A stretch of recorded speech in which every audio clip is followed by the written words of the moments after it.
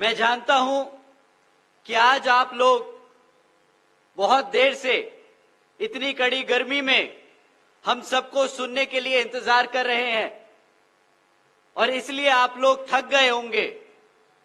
परंतु आज मान्यवर साहब श्री कांशीराम जी की जयंती के मौके पर हम कमजोर नहीं पड़ सकते। तो मैं आपसे एक बार फिर कहूंगा, जय भीम। साथियों, आज राजस्थान प्रदेश के भरतपुर जिले में मौजूद हमारी सभी माताएं, बहनें, मेरे सभी बड़े बुजुर्ग यहां आज इतनी बड़ी संख्या में शामिल हुए, मेरे सभी युवा साथी जिन्होंने अपने दिन में से इतना कीमती समय निकालकर हम सबको यहां आज सुनने आए, आप सभी का मैं तहे दिल से धन्यवाद और आभार प्रकट करता हूं। और आज मान्यवर साहब श्री कांशीराम जी की जयंती के मौके पर यह सभा को सफल बनाने के लिए जो हमारे बीएसपी के सभी पदाधिकारी एवं नेतागण हैं और हमारी पार्टी की जान, हमारे मूवमेंट की जान,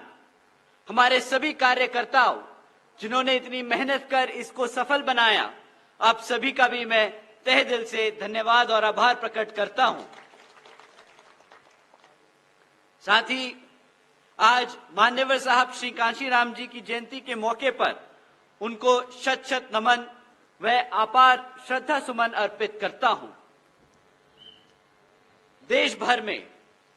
हमारे एससी, एसटी, ओबीसी और वंचित समाज के लोगों को आज उन्हें याद कर, हमारे समाज के लोग उन्हें आज याद कर उनके विचारों को और मिशन को जीवित रखने का संकल्प लेते हैं। परंतु साथियों, मान्यवर साहब श्री कांशीराम जी को सच्ची श्रद्धांजलि वही होगी जब हम उनकी स्थापित की राजनीतिक पार्टी बीएसपी और उनकी एकमात्र उत्तराधिकारी बीएसपी की राष्ट्रीय अध्यक्ष आदरणीय बहन कुमारी मायावती जी को 5वीं बार मुख्यमंत्री बनाकर बीएसपी को सत्ता में लाकर अपने समाज को फिर से मजबूत कर पैरों पर खड़ा करने का काम करेंगे। आज कुछ जरूरी बातें आप लोगों के बीच में रखने से पहले मैं अपने सभी संतों, गुरुओं, महापुरुषों को, जिसमें खासकर महात्मा ज्योतिबा फूले, छत्रपति शाहू जी महाराज, बाबा साहब डॉक्टर भीमराव अंबेडकर जी, बिरसा मुंडा जी एवं मान्यवर साहब श्री कांशीराम जी को नमन करता हूं। साथ ही मैं बहुजन समाज पार्टी की राष्ट्रीय अध्यक्ष व उत्तर प्रदेश की 4 बार रही मुख्यमंत्री एवं पूर्व सांसद आदरणीय बहन कुमारी मायावती जी के नाम से लोकप्रिय बहन कुमारी मायावती जी का पूरे तहे दिल से आभार प्रकट करता हूं,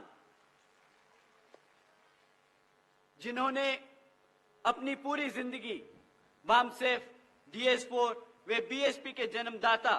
एवं संस्थापक मान्यवर साहब श्री कांशीराम जी के बताए हुए रास्ते पर चलकर परम पूज्य बाबा साहब डॉक्टर भीमराव अंबेडकर जी के मानवतावादी व आत्मसम्मान एवं स्वाभिमान के मूवमेंट को के कारवा को अपने आजीवन त्याग, तपस्या व कड़े संघर्ष के जरिए एक नई राजनीतिक ऊर्जा, शक्ति व पहचान दी है तथा उत्तर प्रदेश जैसे विशाल व महत्वपूर्ण राज्य में 4 बार अपनी पार्टी बीएसपी के नेतृत्व में सरकार बनाकर खासकर बहुजन समाज के लिए एक ऐसी मिसाल बन चुकी हैं जिससे प्रेरणा लेकर करोड़ों लोग यहाँ हमारे राजस्थान में भी सामाजिक परिवर्तन व आर्थिक तरक्की के मिशनरी कार्य से जुड़ चुके हैं। इतना ही नहीं बल्कि मैं खुद भी उनके इस नेतृत्व से प्रभावित होकर बीएसपी मूवमेंट से जुड़ा हूं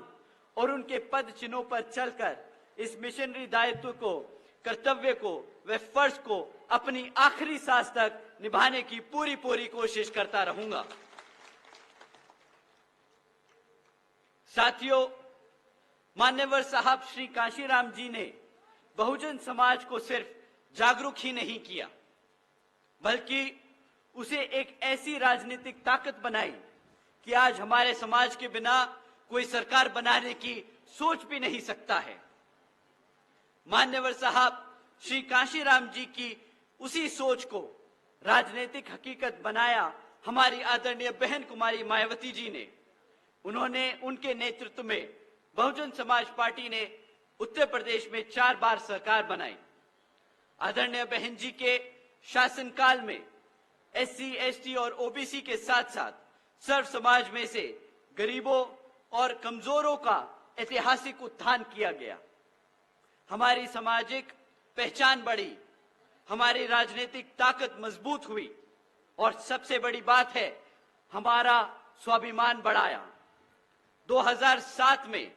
जब आदरणीय बहन जी के नेतृत्व में पूर्ण बहुमत की सरकार बनी, तब उत्तर प्रदेश की राजनीति में एक बड़ा बदलाव आया। एससी, एसटी और ओबीसी के साथ साथ सर्व समाज के वोटर नहीं रहे, वो एक राजनीतिक ताकत बन गए, एक ऐसी ताकत जिसके बिना आज कोई भी सरकार बनाना सोच ही नहीं सकता। साथियों, जब जब बहुजन समाज का मूवमेंट आगे बढ़ा है, तब तब हमारे समाज को जिन राजनीतिक पार्टियों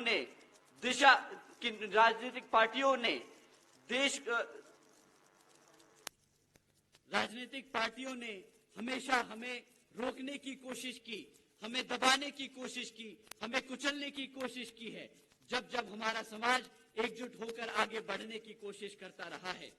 साथियों, जब जब बहुजन समाज पार्टी ने अपनी सरकार बनाने का दावा रखा, जब जब हमारे समाज के लोग एकजुट हुए, तब तब इन राजनीतिक पार्टियों ने जो सदियों से, दशकों से राज करती आई है, उन्होंने हमारे समाज के लोगों को तोड़ने का काम किया, हमारे समाज को गुमराह करने का काम किया, हमारी पार्टी को अंदर से तोड़ने का काम किया है। साथियों, मैं आज आप सबको इस मौके पर इन लोगों से आगाह करना चाहता हूं,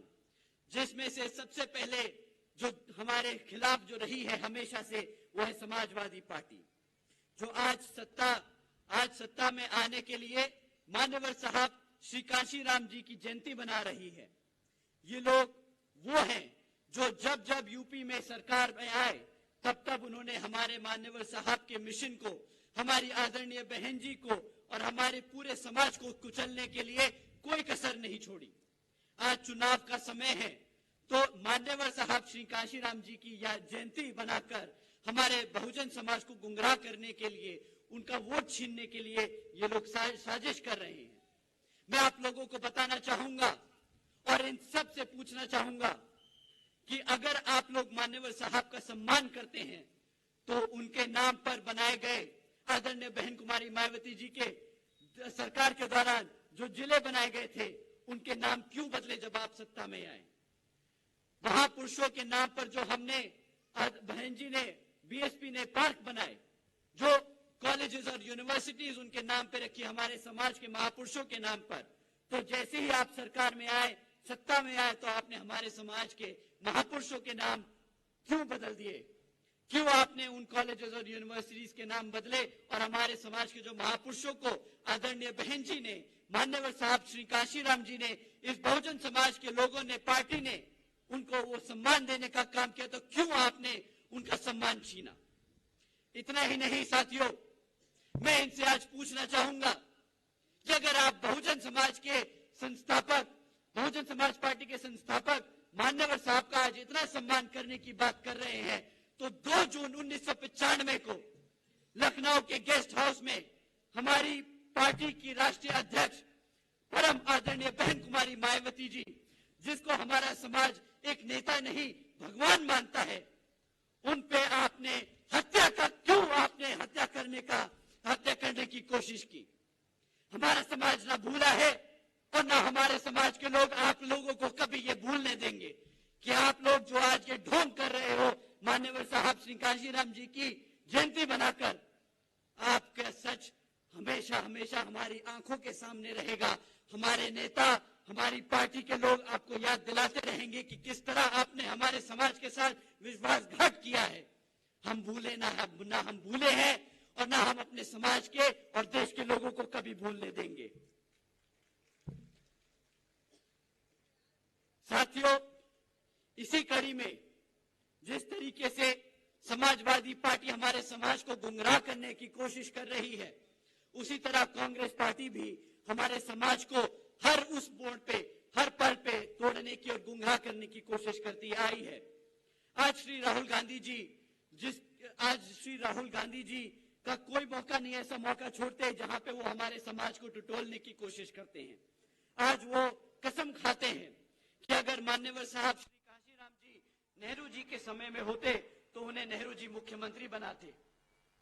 मैं जब ये ऐसी बातें और ऐसी उनकी स्टेटमेंट सुनता हूं तो मैं उनसे पहले तो पूछना चाहूंगा और बताना भी चाहूंगा कि श्री राहुल गांधी जी, जो आप कह रहे हैं कि अगर मान्यवर साहब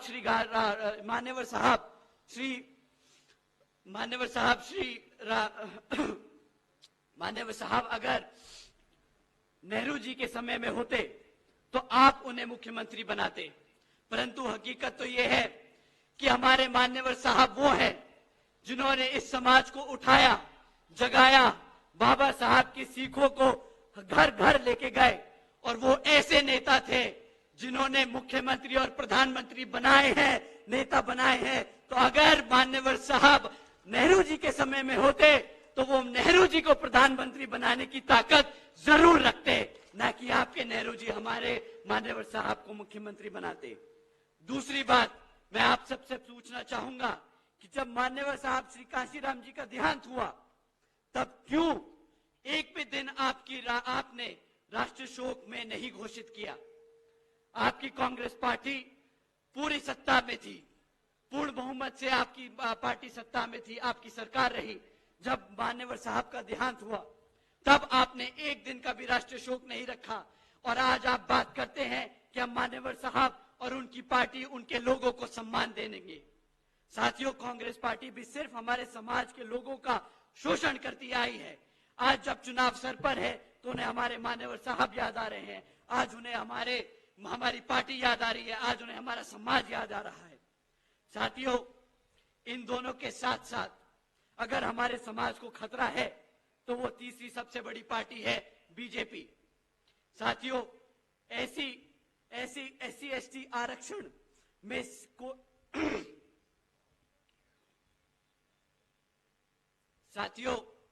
एससी एसटी आरक्षण में सब कैटेगराइजेशन को कानून बनाने का काम यहां बीजेपी की सरकार ने किया। हमारे समाज को बांटने का काम किया है इन्होंने। ये भी अंग्रेजों की तरह ही हमारे समाज को अंदर से बांटकर, आपस में लड़ाकर हमारे समाज को अंदर से कमजोर करने का काम कर रहे हैं। साथियों, आज बीजेपी की जिस प्रदेश में सरकार है वहां ठेके की नौकरियों के जरिए हमारे आरक्षण को खत्म करने की कोशिश की जा रही है। साथियों, आज भी सरकारी विभागों